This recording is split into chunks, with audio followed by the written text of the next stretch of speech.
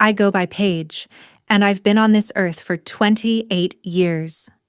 Just last week, my mother decided to throw me a birthday celebration at one of those old-fashioned diners. Walking through that door, I anticipated some uncomfortable chit-chat and maybe a few passive-aggressive remarks. What I absolutely didn't see coming was becoming the punchline delivered on my own birthday dessert. Once our meal wrapped up, a waitress emerged from the back carrying a large sheet cake. Immediately, everyone at the table pivoted in my direction with their phones already raised, grins plastered across their faces. For about 3 seconds, I allowed myself to think maybe my mother had actually managed to do something thoughtful. That's when my eyes landed on the message written across the frosting. Spelled out in enormous pink letters right in the middle were the words, quote, 0. There was this brief moment of complete stillness, like the entire room had forgotten how to function. Then suddenly, the entire table burst into hysterical laughter. My mom applauded as though she'd just witnessed the most hilarious thing imaginable. My younger brother nearly choked on his beverage. Somebody shouted out, "Oh, come on, it's only a joke." I found myself staring at those words embedded in the icing, as if they'd been lurking in silence for years just waiting to be announced publicly. I refused to let tears fall. I didn't raise my voice. Instead, I simply pushed back from the table, grabbed my purse, and got to my feet. My mother demanded that I sit back down and learn to take a joke. I couldn't even bring myself to glance her way. I headed straight for the door. My uncle blocked my path, placing his hand on my arm while insisting I shouldn't cause a scene. I moved in close as though I was about to offer an apology, then whispered a single sentence directly into his ear. 48 hours later, my entire family had descended into complete chaos, and surprisingly, none of it centered around that cake anymore. If you're interested in complicated family situations and subtle payback that strikes exactly where it stings most, feel free to stay tuned, drop a like, and hit that subscribe button so you won't miss how everything continues to develop. The diner itself resembled something straight out of a vintage film. Shiny red booths, gleaming chrome accents, glowing neon lettering humming above the counter space. I entered with that recognizable heaviness settling in my chest, the kind that always showed up whenever my family orchestrated some supposedly kind gesture, and I was meant to go along with the performance. My mother, Beverly, had commandeered a corner booth like she was the star of the evening's show. She positioned herself with immaculate posture, fingers wrapped around a glass dripping with condensation, her gaze following me the way someone examines a bill for errors. My father, Warren, occupied the seat next to her with hunched shoulders, displaying that familiar expression of a man who had decided to let the night unfold without intervening. Positioned across from them sat my younger brother Austin, casually lounging while clutching his phone and capturing brief videos, his focus glued to the device rather than acknowledging my presence. Settling into that booth felt less like joining a dinner celebration and more like sliding back into a character I believed I'd moved beyond. Beverly absorbed every single detail simultaneously: what I wore, how I styled my hair, the way my fingers fidgeted with the paper-wrapped straw. Her observations drifted across the table, sounding harmless enough, yet each one delivered a subtle jab. Warren maintained his mostly neutral stance throughout. Austin repeatedly lifted his phone whenever the laughter increased, positioning his camera toward me as if anticipating a reaction worthy of sharing online. Our meals arrived piled on heavy dishes and contained in greasy baskets. The burgers looked droopy. Fries left oily marks on the surface. Milkshakes formed puddles beneath the bright overhead lighting. The conversation gradually shifted toward my ongoing job hunt and the future I apparently wasn't approaching quickly enough. Beverly brought up other people my age who'd secured stable careers and followed neat trajectories. Then she allowed the pauses between her examples to communicate the rest. Nobody actually spoke the word failure aloud, but it lingered there regardless. I caught my reflection in the shiny chrome napkin holder, dark shadows beneath my eyes, a forced half-smile that never truly reached them. I didn't resemble someone being honored. I looked like someone undergoing evaluation. I felt that exhaustion sink into my shoulders, though beneath it something more composed. Something icier remained in place and continued observing. Waitstaff moved throughout the aisles, refilling beverages and removing empty plates. Beverly appeared to grow more animated as the table cleared, as though the whole performance was building toward some grand finale. She kept glancing toward the counter repeatedly, and with each glance, something tightened inside my chest. Once most of the dishes had been pushed to the side and the restaurant's noise had dropped to a quiet murmur, I noticed the server nod in our direction before disappearing through a swinging kitchen door. Austin sat up straighter, phone at the ready. Warren rubbed his palms against his jeans in anticipation. I remained completely motionless, sensing the atmosphere around us shift in a manner the lighting couldn't account for. The waitress returned holding a sheet cake balanced on a plastic serving tray, tiny candles flickering as she approached. Conversations at surrounding tables quieted as people rotated to watch. The cake was positioned directly in front of me, the frosting jiggling slightly around the perimeter. For just a brief instant, I permitted myself to believe the inscription would be harmless, something generic and easily forgotten.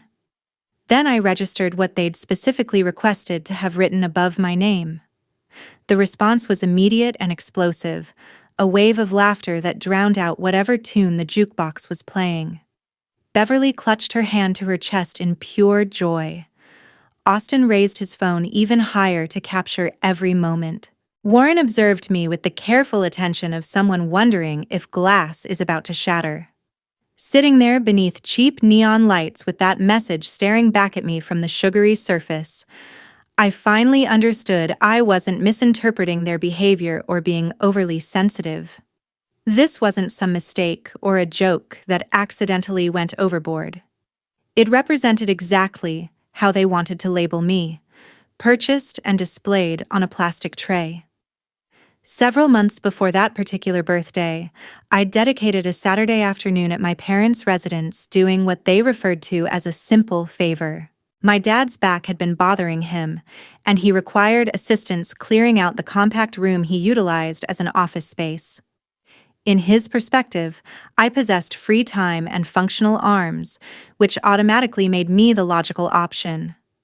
I trailed him down the corridor, past what used to be my bedroom, and into a space that appeared to have been holding its breath for countless years. The office resembled a storage area more than an actual workspace. Cardboard containers were stacked against every wall, and loose documents sagged atop a filing cabinet. My dad gestured toward a cluster of boxes he wanted relocated to the garage, then carefully lowered himself into a chair with the rigid movements of someone pretending everything was fine. I began dragging boxes toward the doorway. Most of what I discovered when I opened them matched exactly what I anticipated. Ancient tax documents, brittle warranty manuals, correspondence from banks bearing logos I could barely remember filled the folders. It resembled sifting through the paper equivalent of white noise, all the mundane evidence that a family had continued existing year after year. I continued working until I reached a noticeably heavier box wedged into the corner.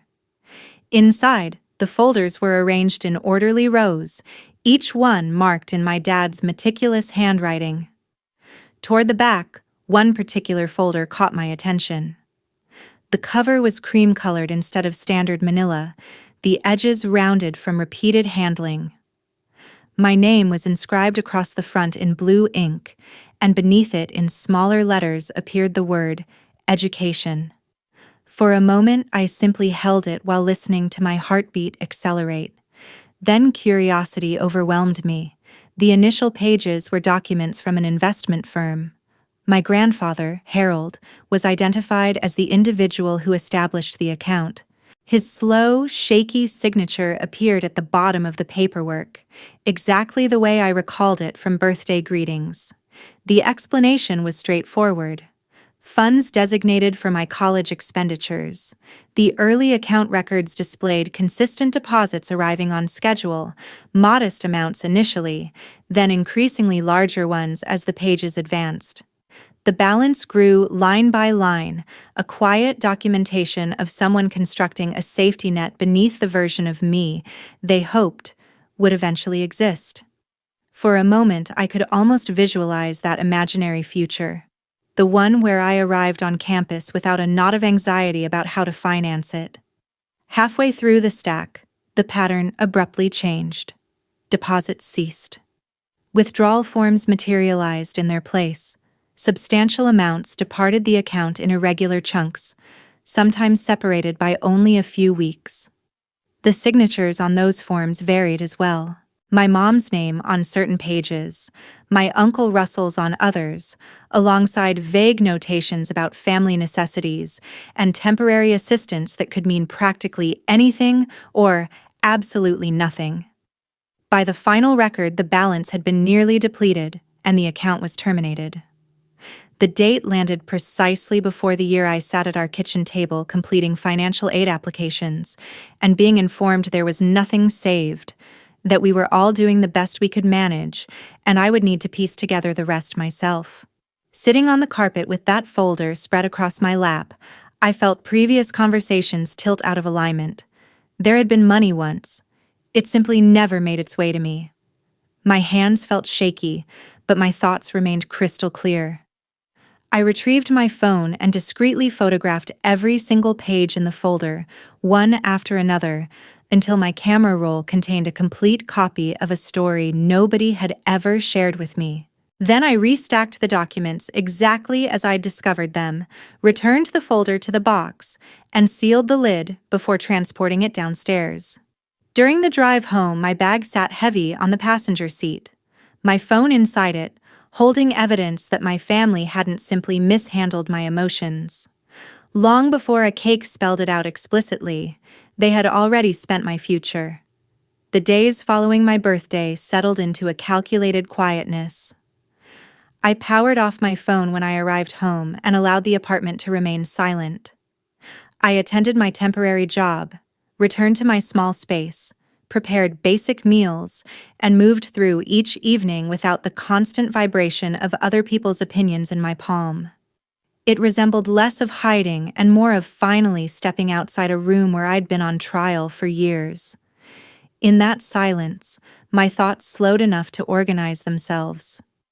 I remembered my mother dismissing my aspirations as impractical, my father staring at the table when someone pushed a joke too far, my brother repeating narratives about how I was constantly falling behind. None of that represented new information.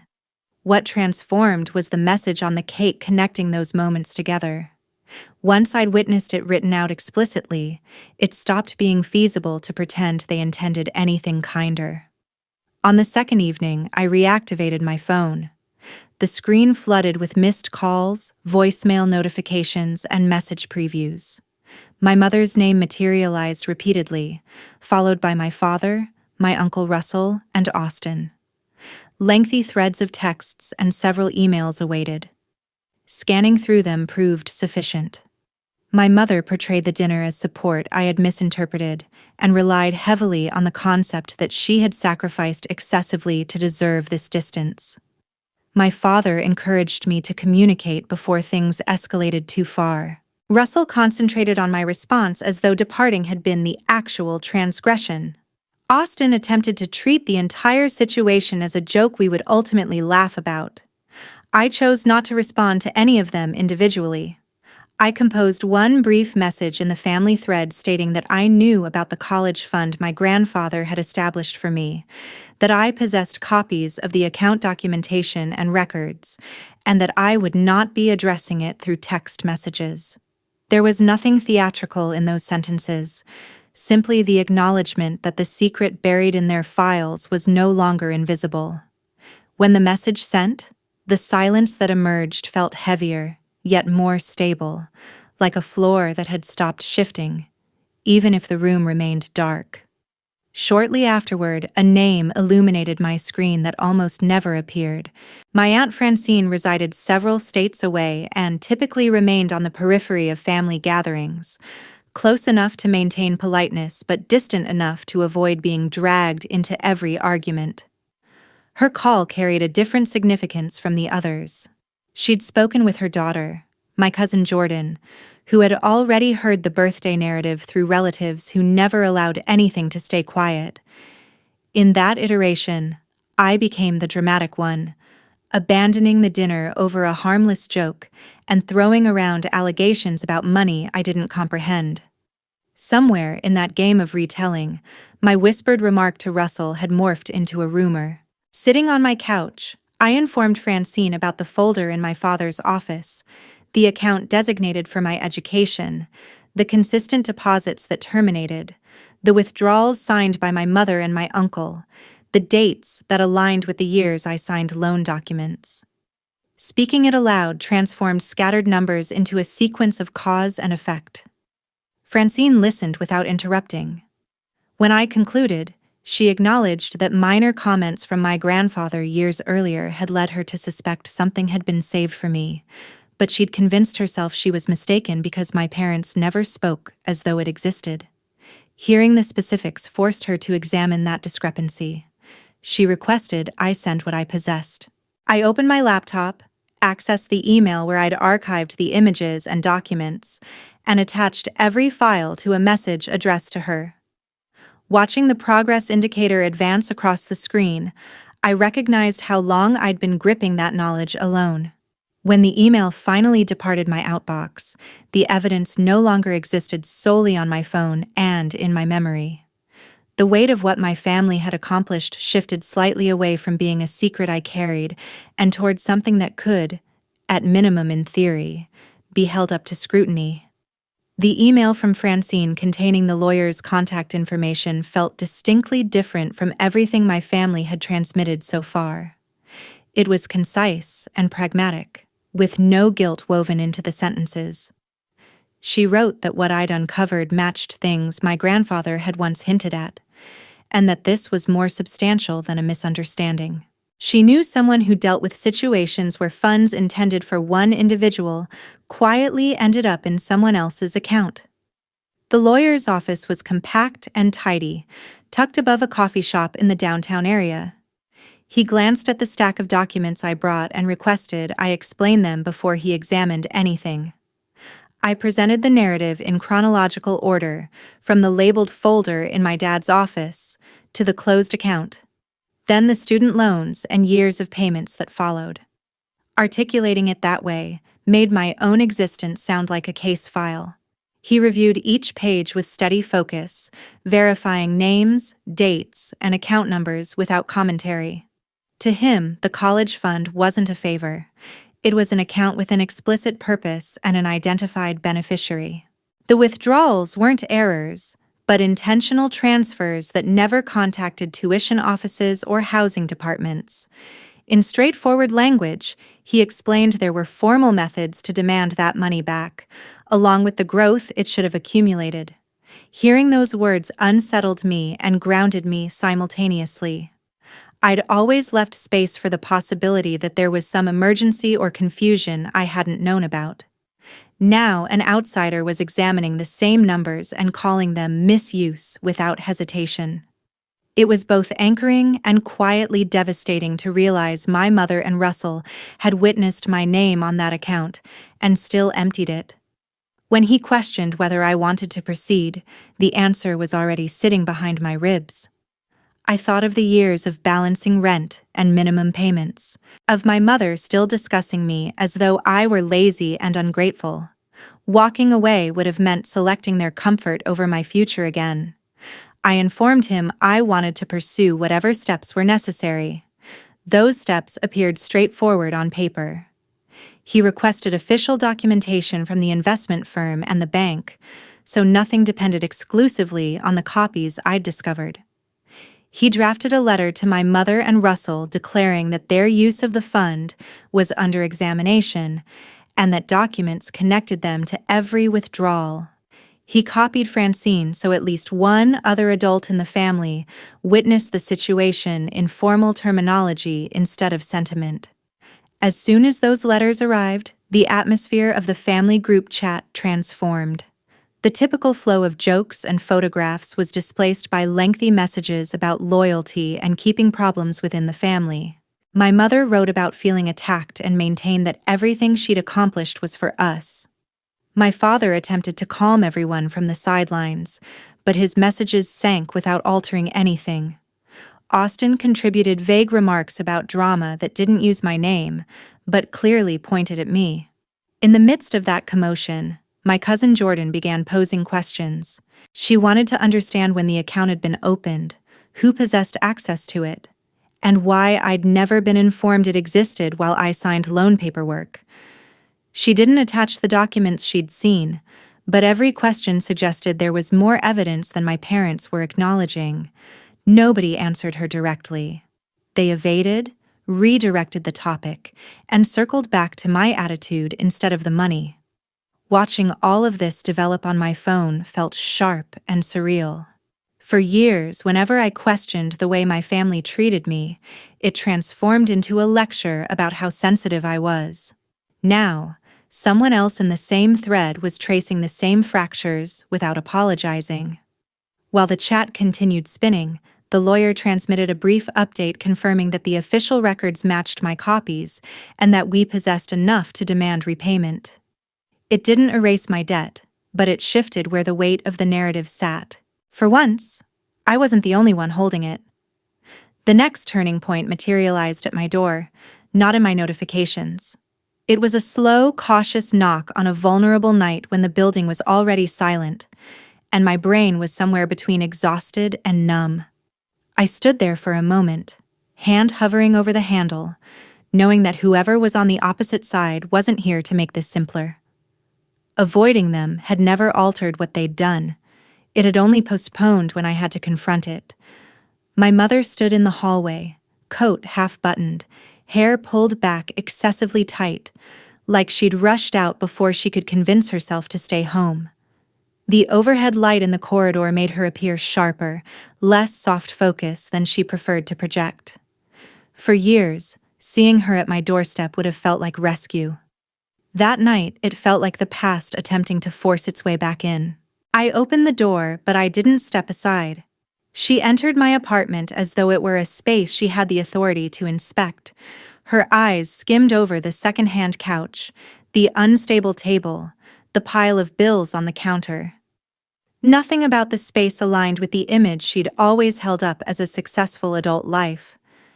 I could feel her converting every object into proof that I still required the kind of guidance she believed only she could provide. For once, I allowed that judgment to land and did nothing to soften it. She began speaking in a tone she reserved for doctors and school administrators, the polished voice she employed when she wanted to sound reasonable. She claimed she was worried about me, that she couldn't comprehend how a birthday dinner had evolved into distance and legal paperwork. She framed everything as a misunderstanding made larger by my hurt emotions. The cake and the words inscribed on it vanished from her version, replaced by vague references to jokes that had gotten out of hand. In the narrative she constructed, I'd taken things too seriously and dragged strangers into family matters. When she eventually mentioned the money, it was almost an afterthought. The fund transformed into something that had been sitting there during difficult years, another resource to draw from when she and my Uncle Russell were attempting to keep everyone afloat. The withdrawals became difficult decisions, the kind any parent would make. My name on the paperwork, my plans for school, the loans I'd signed to cover what was supposedly non-existent. All of that slid to the margins of her explanation. She wanted me to perceive sacrifice where I witnessed a promise quietly depleted. Sitting across from her, I could feel two realities pressing against each other. One was printed in black ink on records from an investment firm, displaying contributions designated specifically for my education, and a balance that had drained away long before I completed my first financial aid form. The other existed entirely in her words, a narrative where necessity justified everything and gratitude was the only acceptable reaction. In the past, I would have attempted to discover a middle ground between those two things. Now I understood there wasn't one. There was no apology buried in her words. What I heard instead was fear dressed up as concern. Fear of being judged by individuals who didn't share our last name. Fear of losing the stability that money had helped purchase. Fear that the version of herself she presented to the world might fracture. She never stated she was scared of court, but every sentence bent in that direction. She wanted me to retreat before a judge examined what I'd discovered. She wanted this to remain in the dark corners where family secrets typically live. When I informed her I wasn't withdrawing anything, and that I intended to follow through with the process already in motion, the room felt strangely motionless. I didn't raise my voice or enumerate every time she'd cut me down to keep herself standing taller. I simply refused to step back into the position that made her decisions easier to bear. The pain in her expression came less from what she'd accomplished, and more from the realization that guilt wasn't working on me anymore. She departed with stiff movements as though the hallway might judge her on the way out. After the door closed, the space felt emptier, but also more like it belonged to me. For a while, I circled around the apartment in small loops, waiting for the next ripple. It materialized as a call from my father. His voice carried that familiar weariness, the sound of someone who'd spent a lifetime staying neutral by looking away. He didn't argue about the existence of the fund or the withdrawals. He worried about lawyers, about court, about what this would accomplish to my mother and to Russell. Beneath all of it was a single hope that I might decide it wasn't worth the trouble. Listening to him, I recognized nobody was confused about the facts anymore. They were only upset that those facts might finally arrive with consequences. Agreeing to handle it quietly on their terms would have meant accepting that my future could be treated like a family resource and then quietly forgotten. I informed him I would be following the advice of the one individual in this situation whose job was to protect me. That was as much as I was willing to offer. Several days later, an envelope from the court materialized in my mailbox, thin and unremarkable. Inside was a single page with a case number and a date, a time and a room in a building I'd never been inside. It didn't mention love, obligation, or hurt emotions. It didn't care who had sacrificed what or who thought they deserved forgiveness. It simply established when the people who had treated my future like spare cash would have to answer for it. Holding that document, I felt fear slide in beside a quiet, stubborn sense of rightness. For once, what they'd accomplished would not be measured by my tolerance. It would be measured against something they couldn't rewrite. The day of the hearing arrived with overcast skies and a kind of weary light that made the courthouse steps appear heavier than they were. I stood outside for a moment with the case number fresh in my mind, reminding myself that I wasn't walking in there as a child requesting permission. I was an individual bringing evidence. That thought didn't eliminate the tremor beneath my skin, but it kept my feet moving. Inside the courtroom, everything felt stripped down to essentials: wooden benches, a raised platform for the judge, a couple of tables for the individuals who were there to argue over what had already occurred. My lawyer sat beside me, composed and efficient, organizing through neatly clipped paperwork. Across the room, my mother and Russell occupied their places with their own counsel. My father sat at the end of their row, shoulders slightly hunched as though attempting to shrink out of the frame. Francine found a seat behind me, quiet support in a space that didn't acknowledge emotional roles.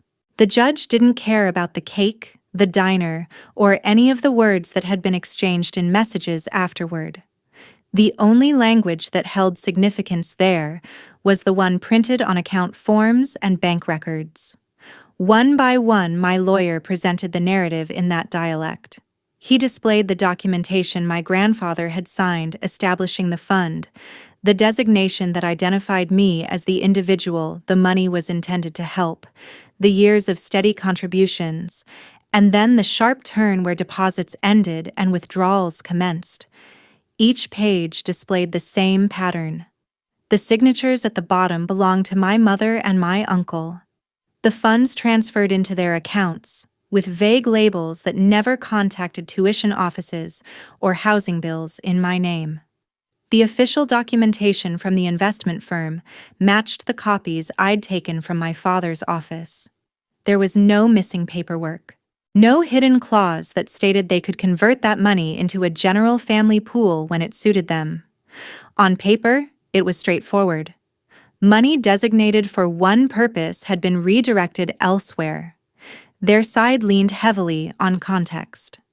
There were mentions of challenging years, unexpected expenditures, pressure to maintain a roof over all of our heads. They attempted to paint the account as a tool they had to utilize, not something they'd chosen to raid. The narrative suggested that any parent in their position would have acted the same, and that love should outweigh the technicalities printed on institutional letterhead. None of that altered the numbers. The judge listened without much visible reaction, then returned repeatedly to the documents and the language written there. What mattered in that room wasn't how my mother felt about her sacrifices or how Russell framed his struggles. It was the clear documentation that funds designated for my education had been spent without my knowledge and without any attempt to replace them. The judge's decision was delivered calmly, almost clinically. The account balance at the time of closure was calculated. Growth that should have accrued over the years was added, and a total figure was established. They were ordered to repay that amount on a schedule, with the understanding that if they failed, the court could place claims against their assets to collect it. Hearing it presented like that should have felt triumphant. Instead, it landed with a heavy, quiet finality. This wasn't a windfall. It was a delayed attempt to restore something that should have been there from the beginning. The court didn't address the years of loan payments, the interest I'd already paid, or the emotional cost of realizing that the individuals who called themselves my safety net had cut it and walked away. Those parts were mine to carry and to work through elsewhere. In the weeks following the ruling, the fallout rippled through the family in waves. My mother's house, once a location she used as a stage to showcase control, became a property whispered about in terms of appraisals and refinancing. Russell's name began to surface in conversations about damaged credit and forced sales instead of easy confidence and borrowed money. Relatives who had previously laughed along with their jokes started keeping a little more distance, not because they suddenly perceived me differently, but because they were uncomfortable with how close those consequences had landed. My mother attempted one more time to reach me, not in the hallway of my building this time, but through a letter that arrived in a thick envelope. The handwriting on the front was familiar, looping and careful. Inside, she constructed a version of events where history, necessity, and motherhood blurred into one long justification. The apology, if it existed at all, was woven so tightly into self-defense that it disappeared. I read the first few lines, felt the old pull toward making her comfortable, and then folded the pages back into themselves. The letter went into the trash, not out of anger in that moment, but because I finally accepted that I didn't have to keep every narrative she tried to hand me. I didn't call her. I didn't visit.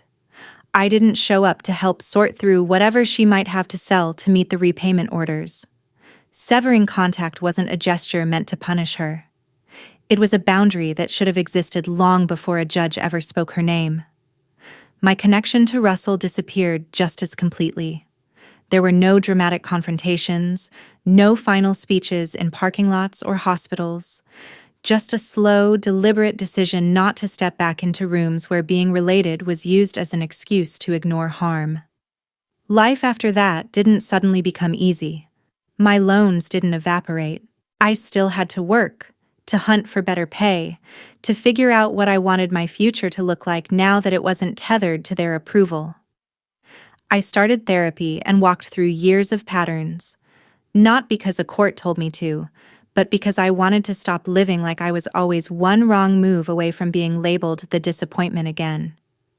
Bit by bit, the idea that I was only valuable when I absorbed everyone else's decisions started to loosen. If there's anything useful in this narrative for anyone watching, it's not that the legal system fixed everything, or that standing up for yourself always ends with a clean victory. The truth is more complicated. Documents and judges can address money and orders, but they cannot transform someone into the parent you needed them to be. What they can accomplish is draw a line that says, your future is not a community fund for other people's emergencies, no matter whose last name you share. The real shift occurred when I stopped waiting for my family to recognize my worth and started acting like it existed, whether they saw it or not. That meant accepting that love without respect isn't enough, that jokes revealing what someone truly thinks aren't harmless, and that sometimes the only way to keep from being used up is to step away completely. I used to think protecting my family meant keeping quiet and forgiving quickly. Now I understand that the only person I was really protecting by staying silent was the one who wrote, "Still a disappointment" on a cake, and expected me to swallow it with a smile.